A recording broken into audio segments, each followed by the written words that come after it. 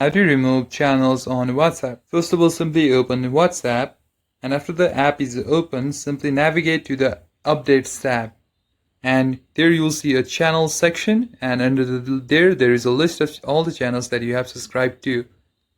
And to find the channel, you can scroll down and there is a follow. Simply tap on follow and you'll be followed to channels.